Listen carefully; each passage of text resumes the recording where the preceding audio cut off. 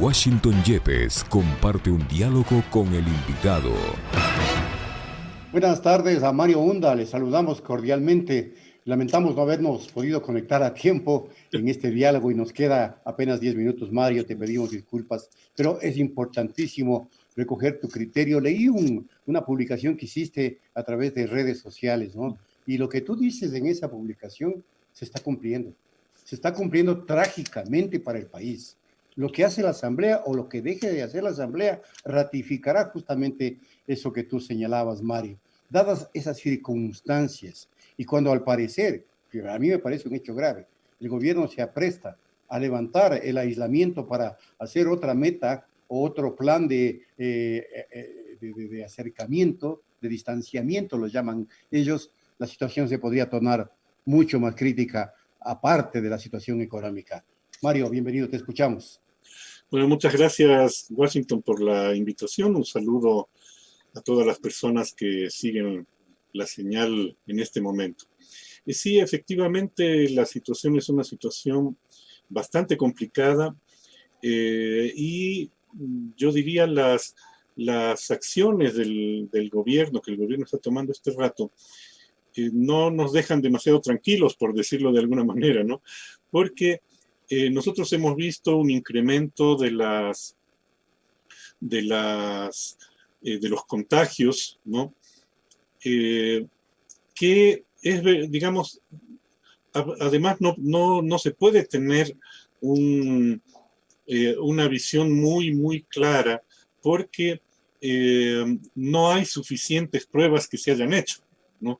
Es decir, yo creo que uno de los asuntos que hay es que la enorme cantidad de contagios que ya se han identificado, que es uno de los más altos de América Latina, siendo el Ecuador un país tan pequeño, lo que muestra, digamos, una incidencia muy grave del contagio en la población. Las cifras han sido poco claras, ¿no? El incremento último que duplica el número de contagiados reconocidos oficialmente se justifica diciendo que se trata de pruebas atrasadas. Pero justamente ese es el problema, ¿no? O sea, no tenemos suficiente material como para estar seguros de que efectivamente hay un descenso en la curva de contagios. Y además, en donde lamentablemente los saldos de vidas que se han dado son bastante altos, ¿no? Porque además tampoco en este caso las cifras son aclaradas suficientemente por parte de los organismos oficiales.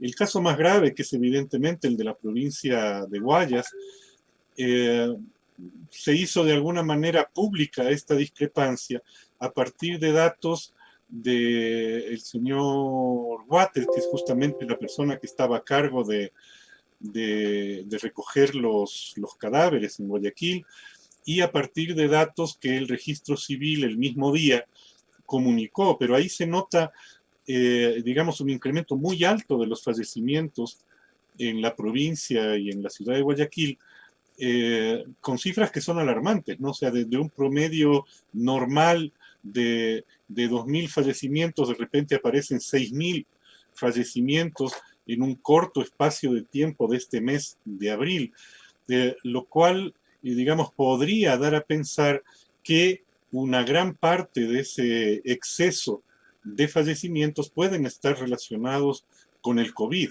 sea de modo directo o de modo indirecto. Del mismo modo, el incremento de los contagios, por ejemplo, si nosotros miramos el incremento en Quito, se ha ido regando por toda la ciudad, y eso que todavía el número de pruebas que se han hecho acá en esta ciudad no es muy alto, ¿no?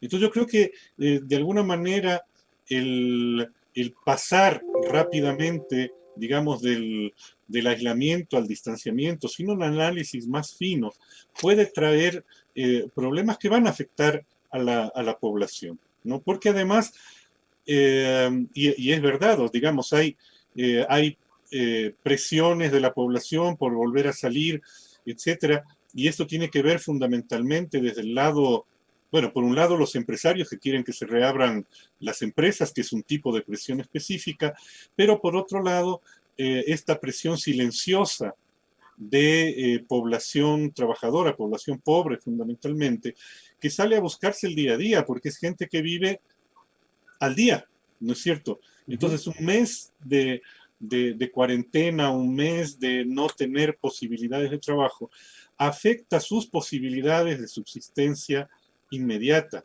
Y no puede, digamos, ni el aislamiento, ni esta apertura que va a haber, tratarse de un modo que deje de considerar las condiciones en que la gente vive y los requerimientos de la población para la subsistencia. Es decir, hubiera sido muy interesante que en vez de de la represión, por ejemplo, a las ventas ambulantes, etcétera, hubiera habido un programa de contingencia realizado junto con los vendedores, con los comerciantes informales, con sus organizaciones, para llevar adelante un trabajo de prevención de salud que asegure la vida tanto de los comerciantes cuanto de los clientes.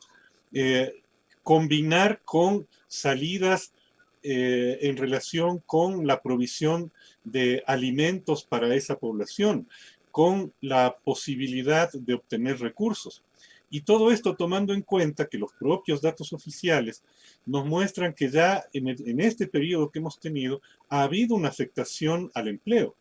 Y las políticas del gobierno, sobre todo el paquete de leyes que el gobierno presenta para tratar de, dice, enfrentar la crisis, va a inducir en una mayor tasa de desempleo, una mayor tasa de subempleo y en una precarización del trabajo.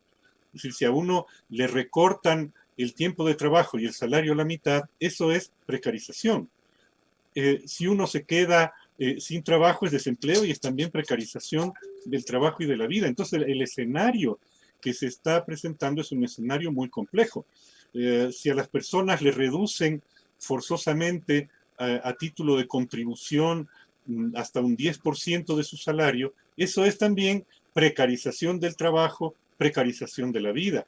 Si se plantean nuevos contratos en condiciones desventajosas para los trabajadores que pueden llegar a durar hasta 4 años, entonces estamos en un escenario de precarización de aquí en 4 años hacia adelante, más las presiones de los grupos empresariales que quieren bajar el salario ya duraderamente, ¿no es cierto? Ya hay voces Sí, que claro, de manera plantean permanente. Como por exactamente, ejemplo, me permites, Mario, como por por ejemplo, supuesto. estas voces disonantes de Augusto de la Torre, que dice, bueno, no, hay que bajar el salario mínimo a $200.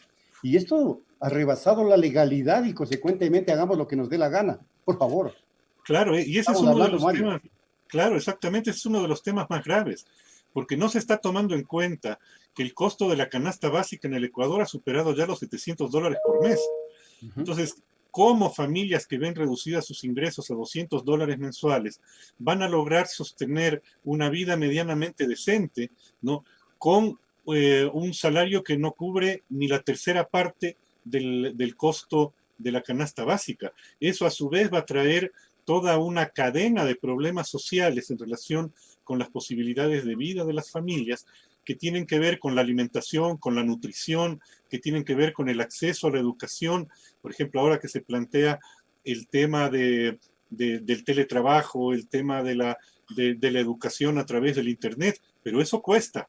O sea, cuesta la conexión a Internet, cuesta el pago mensual del Internet o de los teléfonos celulares, cuesta la compra de una computadora, de una tablet o de un teléfono. Entonces, estamos hablando de que se puede echar a condiciones rayantes con la marginalidad a un segmento muy grande de la población, ¿no?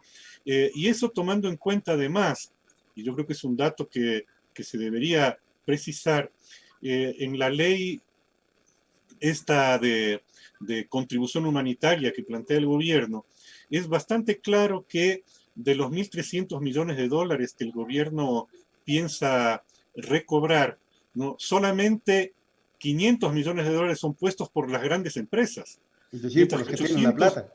Claro, mientras que 800 millones de dólares son puestos por trabajadores públicos y privados.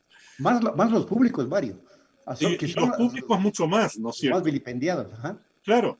Entonces yo creo que el escenario tiene que ver no únicamente con las dramáticas condiciones de atención a la salud ahora, ¿no? Las limitaciones del sistema de salud que se han visto en este tiempo, las limitaciones que hay en el Estado y en la misma sociedad para atender emergencias en el caso de que hubiera un elevado número de fallecimientos, que es lo que muy lamentablemente pudimos observar en la ciudad de Guayaquil. Estas limitaciones van a irse incrementando si es que se aprueban las leyes que el gobierno plantea, porque son leyes que afectan a los trabajadores y por lo tanto a sus posibilidades de subsistencia. Mario, te agradezco mucho. Lamentamos el corto tiempo de este diálogo, pero ha sido muy importante escuchar tu análisis en la coyuntura tan difícil y polémica que vive el país. Mario Hunda nos acompañó en la tercera emisión de Punto Noticias. Gracias, Muchas Mario. gracias, Washington. Hasta luego. Son las 17:30. Luego de la pausa, escuchen una interesantísima entrevista con la prefecta de Pichincha, Paola Pavón.